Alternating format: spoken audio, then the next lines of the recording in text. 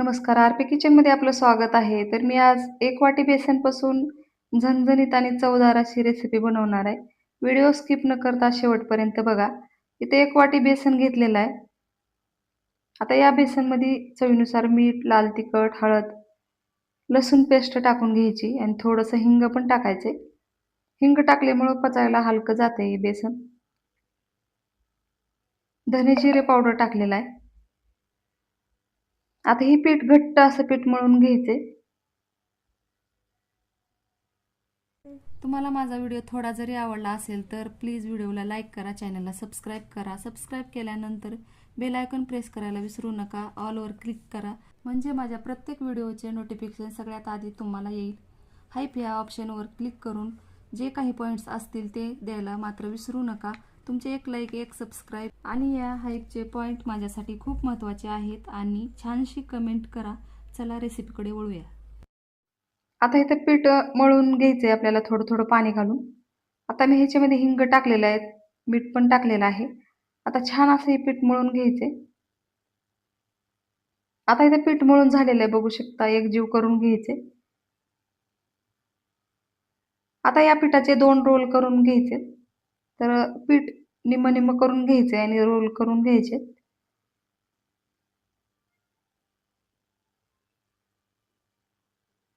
आता हे एकदम छान असं पीठ झालेलं आहे. आता याचे 2 रोल करून घ्यायचेत. या पद्धतीनं लंबट आकारामध्ये.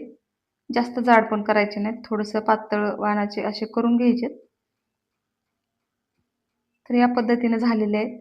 आता मी गॅसवर कढई ठेवणार आहे आणि ही आपल्याला उकळत्या पाण्यात शिजवून घ्यायचे.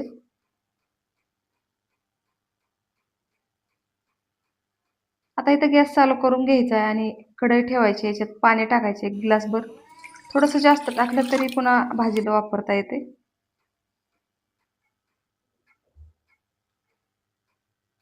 आता याच्यातच खोबरं टाकायचे 1 वाटीभर.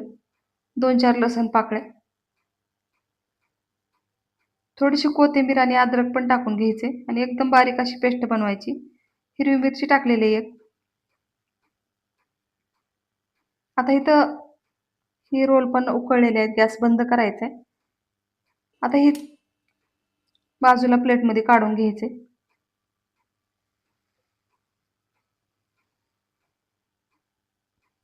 आता हे थंड झाल्यावर कट करून घ्यायचे. तर अशा पद्धतीने एकदम लहान-लहान असे गोळ्या तयार करून घ्यायच्यात कट करून.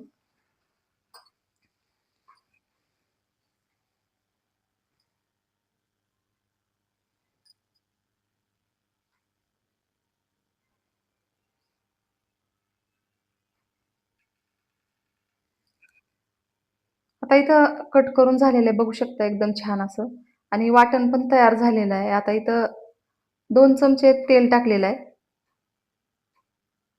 आता अर्धा चमचा मोहरी टाकायची, जिरे आणि मोहरी.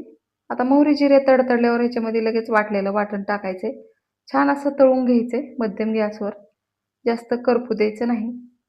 आता ह्याच्यात घरगुती काळं तिखट टाकायचे. आता इथे 1 चमचा टाकलेला आहे मी काळं तिखट. आता ह्याच्यामध्येच गरम मसाला टाकून घ्यायचा आहे. आता मी इथं अर्धा टोमॅटो मिक्सरच्या भांड्यामध्ये वाटून घेतलेला आहे, ते पण ह्याच्यात टाकून घ्यायचंय. आता हे छान असं परतून घ्यायचंय आणि लगेच याच्यामध्ये टोमॅटो टाकायचे बारीक करून करून घेतलेलं आणि छान असं तळून घ्यायचंय जास्त वेळ. आता इथं बघू शकता एकदम छान असं मसाला तळत आहे. आता याच्यामध्ये धने जिरे पावडर टाकलेलं आहे लगेच. आता आपण जे रोल उकळून घेतले होते तेच पाणी वापरायचे आपल्याला भाजीला. सुरुवातीला हे रोल कट केलेले ह्याच्यात टाकून घ्यायचे आणि परतून घ्यायचे तेलामध्ये सुरुवातीला.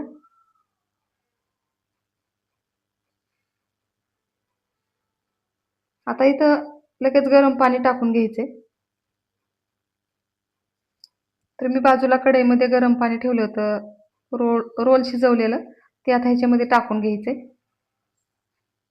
जर आणखीन थोडंसं वाढवायची असली भाजी तर आणखीन गरम पाणी करून टाकू शकता तुम्ही. आता या भाजीला उकळी येऊ द्यायची. आता इथे मी बाजरीचं भाजणीचं पीठ आहे ते याच्यामध्ये गरम पाण्यात टाकलेलं आहे 1 चमचा. आता हे विरघळून ह्या भाजीमध्ये टाकून घ्यायचे. तर या भाजीला एकदम छान चव लागते ह्या केसरमुळं. आता बघू शकता एकदम छान अशी भाजी तयार झालेली आहे.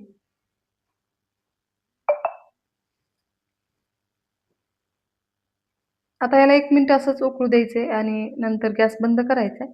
आता थोडीशी कोथिंबीर कट करून टाकायची ह्याच्यामध्ये बारीक. आता इथं भाजी तयार झालेली आहे बघू शकता.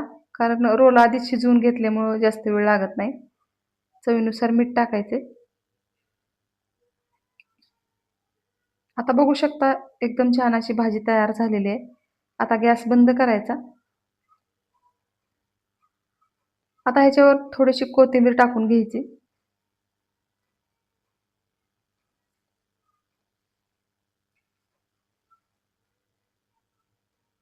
आता इथं बारीक कट केलेली कोथिंबीर वरून टाकून घ्यायची. तर वाटताना थोडी टाकलेली होती, आता थोडीशीच टाकलेली आहे. आता इथं एकदम छान अशी भाजी तयार झालेली आहे. तुम्हाला जर माझ्या रेसिपी नवीन-नवीन जर आवडत असेल तर माझ्या चॅनलला सबस्क्राईब करा, लाईक करा, शेअर करा. व्हिडिओ बघितल्याबद्दल धन्यवाद.